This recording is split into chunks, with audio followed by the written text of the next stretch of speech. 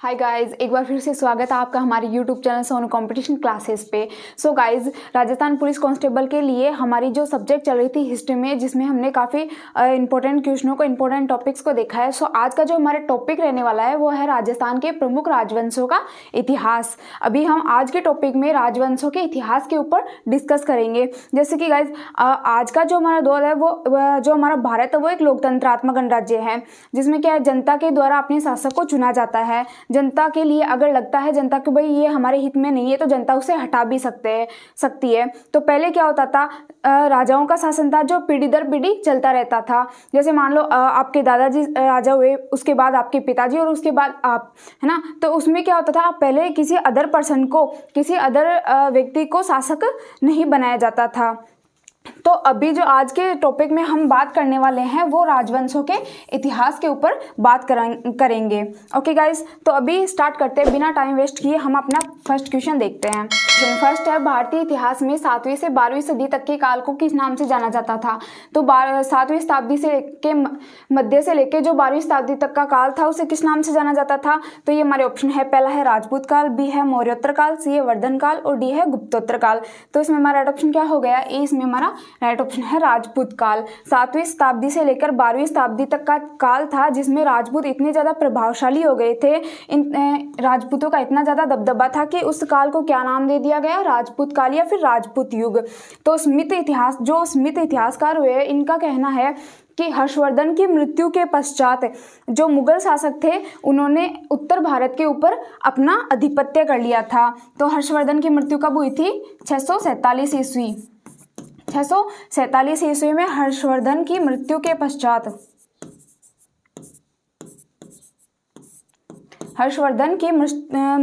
पश्चात जो मोहम्मद गोरी था उसके गुलामों ने दिल्ली के ऊपर अधिकार कर लिया था। और उस समय राजपूत बहुत ही ज़्यादा प्रभावशाली थे और उस समय राजपूतों का जो दबदबा था वो बहुत ज़्यादा बढ़ गया था। इसलिए उस काल को क्या नाम दे दिया गया? राजपूत काल या फिर राजपूत युग के नाम से जाना गया। इतिहास में क्या, मोटे तौर पर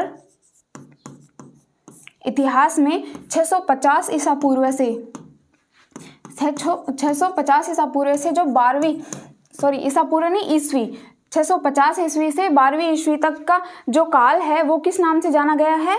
राजपूत काल के नाम से जाना गया है और इसका उल्लेख इतिहास में किया गया है। ओके गाइस, चलते हैं नेक्स्ट क्वेश्चन पर। नेक्स्ट क्वेश्चन है, राजपूतों की उत्पत्ति का अग्निवंशीय सिद्धांत संबंधित है। अभी राजपूतों की उत्पत्ति का जो अग्निवंशीय सिद्धांत है वो किसने दिया है? अग्निवंश से राजपूतों की उत्पत्ति किसने मानी है? तो ये हमारे ऑप्शन है, पहला ऑप्शन है कर्नल जेम्स टोड, बी है चंद्रवरदाई, सी है उपयुक्त दोनों और डी है इनमें से कोई नहीं। तो इसमें हमारा राइट ऑप्शन क्या हो गया? राजपूतों की उत्पत्ति का जो अग्निवंशीय सिद्धांत है वो किसके द्वारा दिया गया था? चंद्रवरदाई के द्वारा दिया गया था। तो इसमें हमारा राइट ऑप्शन हो गया बी, चंद्रवरदाई ने राजपूतों की जो उत्पत्ति है वो विदेशी विशुद्ध जाति से होने के कारण चंद्रवरदाई ने इन्हें अग्निवंशीय माना है और ऋषि वशिष्ठ के यज्ञ से इनको राक्षसों के वध के लिए उत्पन्न किया गया था। ऋषि वशिष्ठ के यज्ञ कुंड से इन्हें राक्षसों के वध के लिए इन्हें उत्पन्न किया गया था। इसलिए चंद्रवरदाई ने इनकी उत्पत्ति किन से मानी है? अग्निवंश से मानी है। चंद्रवरदाई आपको पता है पृथ्वीराज का सखा मित्र, घनिष्ठ मित्र और इनका दरबार का प्रसिद्ध कवि रहा है। और ऐसा माना जाता है भाई चंद्रवरदाई और पृथ्वीराज का जो इनका जन्म है वो भी सेम डे हुआ था और इनकी मृत्यु है वो भी सेम डे हुई थी। यानी कि चंद्रवरदाई और पृथ्वीराज का जन्म और मृत्यु है वो एक ही दिन माना जाता है। तो चंद्रवरदाई ने अपने प्रसिद्ध ग्रंथ पृथ्वीराज रासो, इनका जो प्रसिद्ध ग्रंथ है पृथ्वीराज रासो, इसमें इन्होंने राजपूतों की जो उत्पत्ति है ये अग्निवंशीय इनको बताया है। और इनकी उत्पत्ति का जो कारण है वो मैंने आपको बता दिया। इनकी उत्पत्ति विशुद्ध जाति में होने के कारण इन्हें चंद्रवरदाई ने इन्हें क्या बताया? अग्निवंशीय बताया है। ओके गाइस, चलते हैं नेक्स्ट क्वेश्चन की ओर। नेक्स्ट है, गौरीशंकर हीराचंद ओझा ने राजपूतों को माना है। अभी गौरीशंकर हीराचंद ओझा ने राजपूतों की उत्पत्ति को लेकर इनका क्या मत है वो देखते हैं। तो पहला है सूर्यवंशी और चंद्रवंशीय, बी है शक व सीथियन, सी ऑप्शन है अग्निवंशीय और डी है इनमें से कोई नहीं। तो इसमें हमारा राइट ऑप्शन क्या होगा, गौरीशंकर हीराचंद ओझा ने राजपूतों की उत्पत्ति को लेकर अपना क्या मत दिया है। तो इसमें यहाँ राइट ऑप्शन हो गया ए, सूर्यवंशीय और चंद्रवंशीय। गौरीशंकर हीराचंद ओझा का ये जो मत रहा है कि राजपूतों की उत्पत्ति, राजपूत किन से हैं, सूर्यवंशी और चंद्रवंशी है, इनका जो मत है वो इतिहास में सबसे ज़्यादा लोकप्रिय भी रहा है। सर्वाधिक लोकप्रिय जो मत है वो गौरीशंकर हीराचंद ओझा का रहा है। इन्होंने राजपूतों को सूर्यवंशी और चंद्रवंशी माना है। सूर्यवंशी आपको पता है कौन है, श्री राम। श्री राम है वो सूर्यवंश से हैं। श्री राम सूर्यवंश से हैं। तो राजपूतों को श्री राम के छोटे भाई लक्ष्मण की संतान माना है। ओके गाइज, तो क्लियर हुआ। फिर है शक व सीथियन। तो कर्नल जेम्स टोड,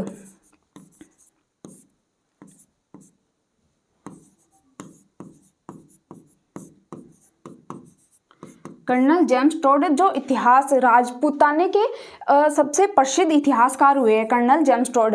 ये भी आपको ध्यान रखना है कि राजपूताने के सबसे प्रसिद्ध इतिहासकार कौन थे, वो थे कर्नल जेम्स टोड।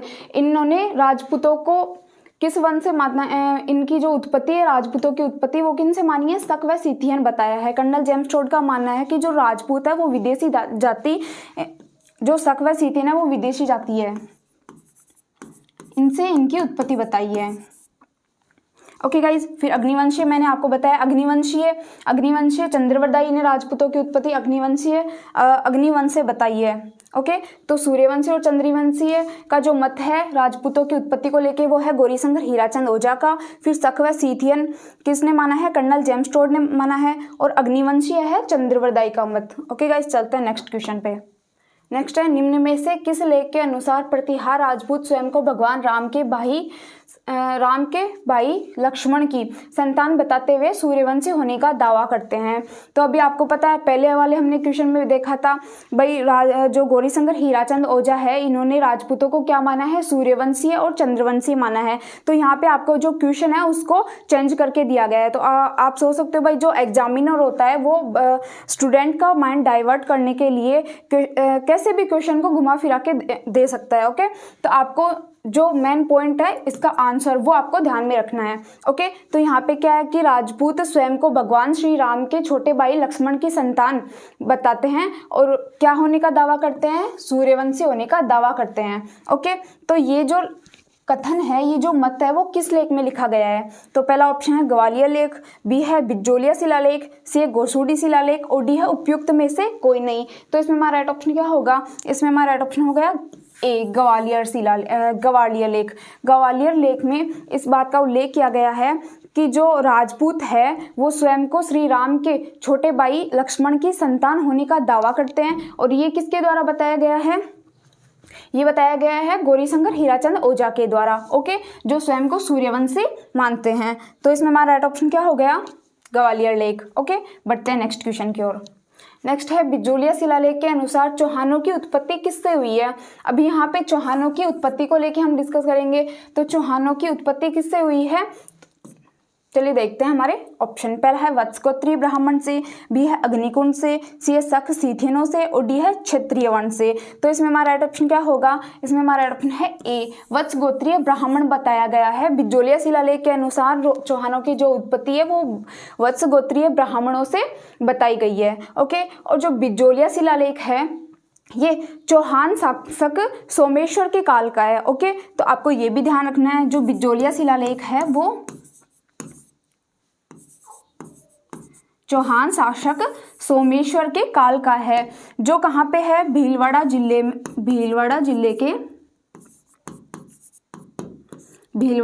के बिजोलिया गांव में। भीलवाड़ा जिले के बिजोलिया गांव में पार्श्वनाथ मंदिर के अंदर बिजोलिया शिलालेख को लगाया गया है। ओके, तो बिजोलिया जो शिलालेख है वो सोमेश्वर के काल का है, जो चौहानों का सबसे प्रथम नरेश है। सोमेश्वर काल इनके काल का है। और बिजोलिया शिलालेख है वो भीलवाड़ा जिले के बिजोलिया गांव में पार्श्वनाथ मंदिर में लगाया गया है। अभी बिजोलिया शिलालेख को उत्कीर्ण किसके द्वारा किया गया था, ये भी आ सकता है। बिजोलिया शिलालेख है, इसको उत्कीर्ण किसके द्वारा किया गया था, तो नानिंग के पुत्र गोविंद के द्वारा बिजोलिया शिलालेख को उत्कीर्ण किया गया था। ओके, नानिंग के पुत्र गोविंद के द्वारा। गोविंद के द्वारा बिजोलिया शिलालेख को उत्कीर्ण किया गया था, जो सोमेश्वर के काल का है और भीलवाड़ा जिले के बिजोलिया गांव में पार्श्वनाथ मंदिर में रखा गया है। ओके, और बिजोलिया शिलालेख में चौहानों की जो उत्पत्ति है वो किससे बताई गई है? वत्स गोत्रीय ब्राह्मणों से बताई गई है। चलिए बढ़ते हैं नेक्स्ट क्वेश्चन पे।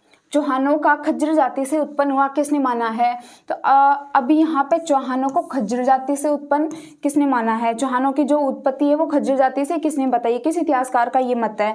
तो पहला ऑप्शन है हमीर महाकाव्य, बी ऑप्शन है डॉक्टर D.R. भंडारकर, सी है बिजोलिया शिलालेख और डी है पृथ्वीराज रासो। तो इसमें हमारा ऑप्शन क्या होगा? चौहानों को खज्र जाति से उत्पन्न किसने माना है? Doctor D.R. भंडारकर ने। Doctor D.R. भंडारकर का मत है कि जो चौहान है इनकी उत्पत्ति किससे हुई है? खज्जर जाति से हुई है। अभी आपको पता है चौहान है, इनकी उत्पत्ति को लेके जो इतिहासकार हुए हैं वो एक मत नहीं है। ओके, सभी इतिहासकारों का जो मत है वो अलग अलग है। तो इसमें डॉक्टर D.R. भंडारकर का चौहानों की उत्पत्ति को लेकर जो मत है वो है खज्जर जाति से। इनकी उत्पत्ति किन से मानी है? खज्जर जाति से मानी है। बढ़ते हैं नेक्स्ट क्वेश्चन पे। नेक्स्ट है ब्रोच गुज्जर नामक एक ताम्रपत्र के आधार पर राजपूतों को यूची जाति का वंशज मानते हुए इनका संबंध कुषाण जाति से किसने जोड़ा है? तो इसमें क्या पूछा गया है? ब्रोच गुज्जर नामक एक ताम्रपत्र है जिसमें यूची जाति का, राजपूतों को यूची जाति का वंशज मानते हुए इनको कुषाण से किस इतिहासकार ने जोड़ा है? तो ये हमारे ऑप्शन है, पहला है कर्नल जेम्स टोड, बी है ए कनिंघम, सी है V.A. स्मिथ और डी है विलियम क्रुक। तो इसमें हमारा राइट ऑप्शन क्या होगा? ऐसा कौन सा इतिहासकार है जिसने राजपूतों को यूची जाति, जो कुषाण है ना, यूची जाति का वंशज मानते हुए इन्हें कुषाण जाति से जोड़ा है? तो इसमें हमारा राइट ऑप्शन हो गया बी ए कनिंघम ने। ए कनिंघम ने 978 ईस्वी का जो ब्रोच गुज्जर ताम्रपत्र है,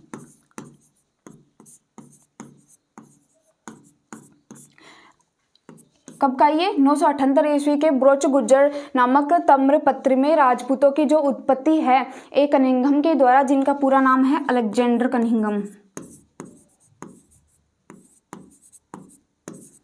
इनका पूरा नाम क्या है? Alexander Cunningham. इन्होंने 978 के ब्रोच गुज्जर नामक ताम्रपत्र में अलेक्जेंडर ने राजपूतों की उत्पत्ति वो किसे बताई है? यूची जाति कुषाणों से बताई है। ओके गाइज, बढ़ते हैं नेक्स्ट क्वेश्चन के ऊपर। नेक्स्ट है निम्नलिखित में से कौन सा विद्वान राजपूतों की ब्राह्मण उत्पत्ति के सिद्धांत के विरुद्ध है? अभी इसमें बताया गया भी ऐसा कौन सा विद्वान है जो ब्राह्मण से राजपूतों की उत्पत्ति का विरोध करता है। वो मानता है कि भाई जो राजपूत है वो ब्राह्मण से इनकी उत्पत्ति नहीं हुई है।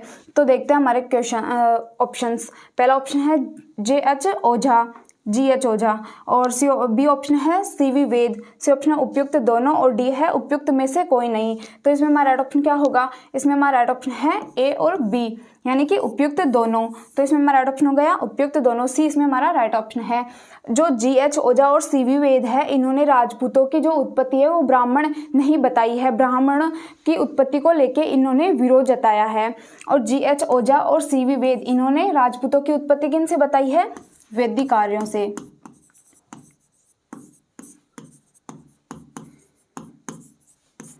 वैदिक कार्यों से इसकी उत्पत्ति बताई है। और ब्राह्मण होने के लिए इन्होंने इसका विरोध किया है। इनका मानना है कि जो राजपूत है वो क्षत्रिय है, लेकिन ब्राह्मण से इनकी उत्पत्ति नहीं हुई है। और राजपूतों को लेके सभी इतिहासकार है वो एक मत नहीं है, सभी इतिहासकारों का अलग अलग मत है। जैसे जो गौरीशंकर हीराचंद ओझा है, इन्होंने राजपूतों को क्या बताया? सूर्यवंशी और चंद्रवंशीय बताया है। फिर है चंद्रवरदाई, तो चंद्रवरदाई ने राजपूतों को क्या बताया है? अग्निवंशीय बताया है। और यहाँ पे है G.H. ओझा और C.V. वेद, इन्होंने राजपूतों की उत्पत्ति बताई है वैदिक कार्यों से। ओके, तो सभी इतिहासकार हैं वो अलग अलग मत अपना राजपूतों की उत्पत्ति को लेकर प्रदर्शित करते हैं। तो बढ़ते हैं नेक्स्ट क्वेश्चन पे। नेक्स्ट है निम्नलिखित को सुमेलिखित कीजिए और उत्तर का चयन कीजिए, सूची फर्स्ट और सूची सेकंड। तो इसमें क्या पूछा गया है? पहला है राजपूत उत्पत्ति के सिद्धांत, तो ये है राजपूत उत्पत्ति के सिद्धांत। और बी है जो सूची सेकंड है उसमें है समर्थक विद्वान। तो ये जो विद्वान है इन्होंने राजपूतों की उत्पत्ति को लेकर अपने क्या क्या सिद्धांत दिए हैं वो हम देखेंगे। तो पहला है C.V. वेद और डॉक्टर ओझा। जो सेकंड ऑप्शन है वो है डॉक्टर गौरीशंकर हीराचंद ओझा।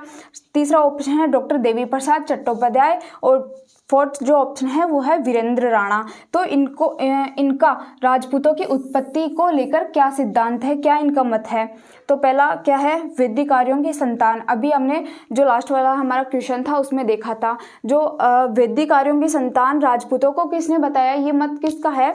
तो इसमें हमारा राइट ऑप्शन हो गया फर्स्ट, सीवी वेद और डॉक्टर ओझा। सीवी वेद और डॉक्टर ओझा ने राजपूतों को किसकी संतान बताया है? वैदिक आर्यों की संतान बताया है। फिर सेकंड है प्राचीन क्षेत्रीय सूर्यवंशी और चंद्रवंशीय। सूर्यवंशीय और चंद्रवंशीय किसने माना है राजपूतों को? तो इसमें हमारा राइट ऑप्शन हो गया सेकंड, डॉक्टर गौरीशंकर हीराचंद ओझा। डॉक्टर गौरीशंकर हीराचंद ओझा ने राजपूतों की उत्पत्ति सूर्यवंश और चंद्रवंशीय बताई है।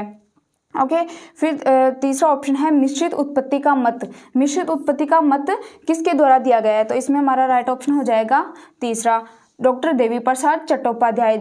डॉक्टर देवी प्रसाद चट्टोपाध्याय ने राजपूतों की उत्पत्ति है वो मिश्रित उत्पत्ति बताई है। ओके, फिर नेक्स्ट है क्षेत्रीय वर्ण से। अभी राजपूतों को क्षेत्रीय वर्ण से किसने बताया है? तो इसमें हमारा राइट ऑप्शन हो गया वीरेंद्र राणा। चलिए बढ़ते हैं नेक्स्ट क्वेश्चन पे। नेक्स्ट है निम्नलिखित में से कौन सा जोड़ा सही नहीं है? तो इसमें हमारा देखते हैं, पहले हम जोड़ा देखते हैं क्या पूछा गया है। तो पहला ऑप्शन है गुहिल मेवाड़, बी ऑप्शन है बाटी गुजरात, सी ऑप्शन है परमार मारवाड़ और डी ऑप्शन है चालुक्य गुजरात। तो इसमें आपको पता चला कि भाई क्या पूछा गया है, जो मेवाड़, गुजरात, मारवाड़ और गुजरात ये क्या है? ये स्थान है। ओके, ये स्थानों के नाम है। और इधर क्या है, गुहिल, भाटी, परमार और चालुक्य, ये क्या है? ये जाति है। ओके, गुहिल जाति, भाटी, परमार और वंशज है ये, ठीक है, चालुक्य। तो इसमें ये पूछा गया है कि जोड़ा सही कौन सा है। तो इसमें ये हमें देखना है कि कौन सा वंश या कौन सा शासक या फिर कौन सी जाति ऐसी है जिन्होंने इन स्थानों के ऊपर शासन किया है। तो पहला ऑप्शन है गुहिल मेवाड़।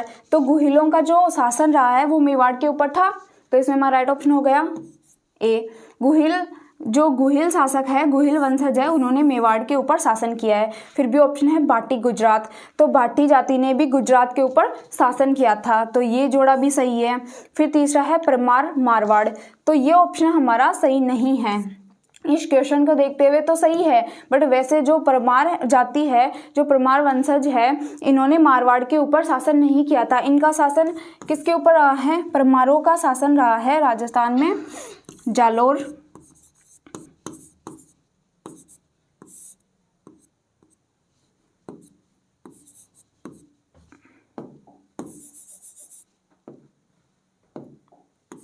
किराड़ू,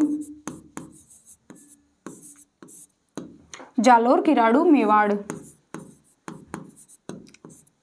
इन स्थानों पर परमारों का शासन रहा है। तो इसमें परमार है वो मारवाड़ पे इनका शासन नहीं रहा। और डी ऑप्शन चालुक्य गुजरात, तो चालुक्य वंश का गुजरात पर शासन रहा है। Okay guys, okay guys, I hope कि मेरे द्वारा बताए गए सभी क्वेश्चन आंसर आपको अच्छे से समझ आ गए होंगे। तो जो भी क्वेश्चन आंसर मैंने बताया है इनसे अगर अगर आपको पीडीएफ प्राप्त करनी हो तो वो Telegram channel Sonu competition classes जाके आप इनकी पीडीएफ प्राप्त कर सकते हो। और फिर हमें फेसबुक और इंस्टाग्राम पे भी हमें फॉलो कर सकते हो। ओके गाइज, मिलते हैं नेक्स्ट वीडियो में। Okay, thank you so much.